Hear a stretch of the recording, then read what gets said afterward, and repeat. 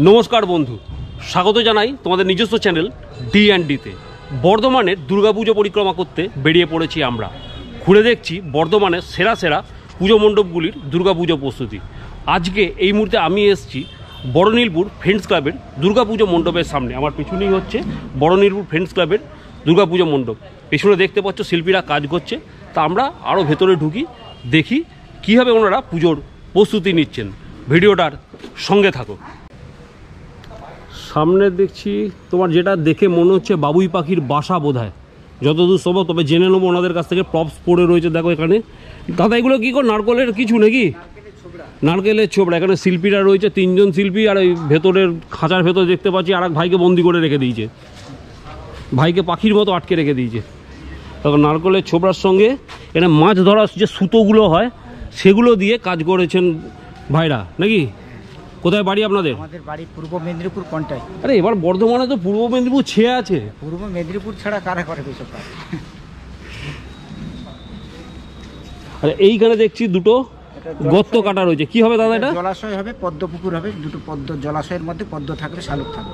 আচ্ছা, মানে আমাদের গ্রাম বাংলার যে ছবিটা সেটা এখানে তুলে ধরা হবে। আমরা যেটাকে তুলে ধরেছি হারিয়ে যাওয়া পাখিদেরকে নিয়ে, যেসব পাখিরা বিলুপ্ত হয়ে যাচ্ছে সেই পাখিগুলোকে নিয়ে আমাদের এবারের চিন্তা ভাবনা। আচ্ছা, যেন আমরা এখন চড়ুই দেখতে পাচ্ছি না, শকুন দেখতে পাচ্ছি না, বেশ কিছু কিছু পাখি আমরা দেখতে পাচ্ছি না। মাছরাঙা, আমাদের গ্রাম অঞ্চলে মাছরাঙা দেখা যাচ্ছে না। সেই আর কিছু পরিযায়ী পাখি, যেগুলো পাখি আসতো সেসব পরিযায়ী পাখিরাও আসছে না। জলাশয় ভরাট হয়ে যাচ্ছে, সবুজ ধ্বংস হয়ে যাচ্ছে, যার জন্য এই চিন্তা ভাবনা আমাদের। মানে সব পাখি মাছ খেয়ে যাচ্ছে, মাছরাঙা আপনি খুঁজে পাচ্ছেন না। দোষটা কার ঘাড়ে পড়বে সেটা বুঝতে পারছেন না। মাছ খাই বলে মাছরাঙারই দোষ। হ্যাঁ, সেটাই বলি। কিন্তু মাছরাঙাই আপনারা দেখতে পাচ্ছেন না। আমরা আস্তে আস্তে প্রবেশ করবো ওনাদের মণ্ডপের ভেতর, দেখবো ওনার মণ্ডপটা কীভাবে সাজাচ্ছেন। যাবে দাদা, একটু আসুন না। আপনারা থাকলে একটু সাহস লাগে। আমরা প্রবেশ করছি মণ্ডপের ভেতর। আচ্ছা, মণ্ডপের ভেতর একটা পরিবেশ দেখো। একটা গাছ রয়েছে, ওপর থেকে গাছ ঝুলছে, আর বাবুই পাখির বাসার উপরে রয়েছে। এখানে অনেক পাখির ছবি, জানি না বুঝতে পারছো কি না। অনেক বক রয়েছে, টিয়া পাখি রয়েছে, ম্যাকাও রয়েছে, এখানে খরগোশ রয়েছে। সাজার কাজ চলছে, এটা মণ্ডপটা সাজানোর কাজ চলছে। এদিকেও কিছু রয়েছে। তবে আস্তে আস্তে সেজে উঠবে এনাদের পুজো মণ্ডপ। এইখানেই মা অধিষ্ঠান করবেন। এইটা হচ্ছে মণ্ডপের সামনে। এখানেই এসে দর্শকরা দেখবেন, মাকে দর্শন করবেন। মা অধিষ্ঠান করবেন এখানে। এখানেই তৈরি হচ্ছে মূর্তি। মায়ের মুখ কিন্তু ঢাকা সব। এখানে পড়ে রয়েছে বিভিন্ন রকম প্রপস। আর এই ভাইও একজন শিল্পী বোধহয়। ভাই শিল্পী তো? ভাইও শিল্পী। এখানে আরেকজন শিল্পী রয়েছেন। এবং এখানে রয়েছে কিছু প্রপস থলের ভেতরে। এইগুলো দিয়ে সাজানো হচ্ছে নাকি? আর এগুলো কি কি ব্যবহার করেছেন আপনারা?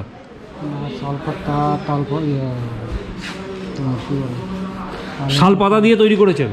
অপূর্ব কাজ কিন্তু। ইঁদুরটা হচ্ছে নারকেলের ছোবড়া, আঁশ ছাড়িয়ে নারকেল পাতার।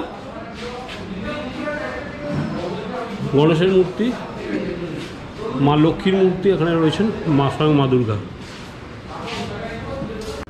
আমরা পেয়ে গেছি বড়নীলপুর ফ্রেন্ডস ক্লাবের একজন সদস্যকে। কথা বলে নেব ওনার সাথে। দাদা নমস্কার। নমস্কার দাদা, আপনাদের পুজো এবছর কত বছরে পড়লো? এবারের পুজো আমাদের 55 বছরে পড়লো। আর এবছরে আপনাদের থিম কি? এই বছরের থিম আমাদের হচ্ছে বাবুই পাখির বাসা। আমাদের নিত্য নতুন যৌবন, মানে আমরা ছোট থেকে যখন বড় হয়েছি তো বিভিন্ন ধরনের পাখি আমরা দেখেছি। সেই সমস্ত পাখি আজকাল নানা রকম কারণে আমরা দেখতে পাই না। তো এখনকার যে সমস্ত বাচ্চারা, জেনারেশন, তারা এই সমস্ত পাখি হয়তো ভুলে গেছে বা জানে না। তো সেই জিনিসটাকে আমরা যতটা পেরেছি তুলে ধরার চেষ্টা করেছি এখানে। আচ্ছা, এবছর আপনাদের এই থিমটা রচনা করছেন কে? এই থিমটা রচনা করছেন আমাদের যিনি কারিগর, আমাদের মুকুল নন্দী। ঠিক আছে, ওরই চিন্তাভাবনা এবং আমাদের ক্লাবে যিনি সেক্রেটারি আছেন এবং প্রেসিডেন্ট যারা আছেন তাদের মাথাতে এই জিনিসটা আসার পর আমরা এই জিনিসটাকে তৈরি করার চেষ্টা করি। আমাদের মণ্ডপ নির্মাণ কে করছেন? আমাদের মণ্ডপ নির্মাণ করছেন গোপাল ডেকোরেটার। সরি। আচ্ছা, আর আপনার? হ্যাঁ, ওটাও তো মুকুলের। হ্যাঁ। আচ্ছা, ওখান থেকে দাদা বলছেন এটা মুকুলবাবুর মস্তিষ্ক প্রসূত। আর আপনাদের মূর্তিকে নির্মাণ করছেন? আমাদের মূর্তি নির্মাণ করছেন লিখিল পাল। নিখিল পাল বর্ধমানেরই? বর্ধমানেরই। আর আপনাদের ডেকোরেটরও বর্ধমানের? ডেকোরেটর আপনারা বর্ধমানের মানুষদের নিয়েই কাজ করছেন? কাজটা করছি। আচ্ছা, আপনাদের পুজোর উদ্বোধন কবে?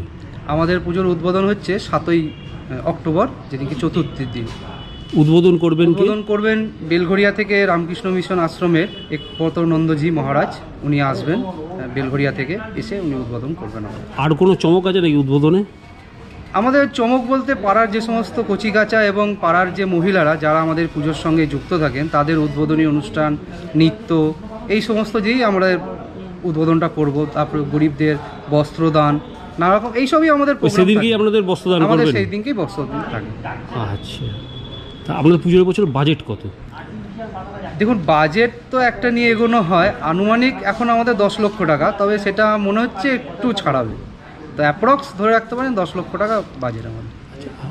আপনাদের এই পুজোর লোকেশনটা যদি একটু আমার দর্শকদের শেয়ার করেন, কীভাবে আসবেন তারা বর্ধমান স্টেশন থেকে বা বাস স্ট্যান্ড থেকে?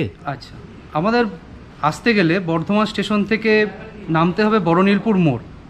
বড়নীলপুর মোড়ে থেকে নেমে বলতে হবে যে টুয়ার্ডস তপেশ্বরী কালীবাড়ি।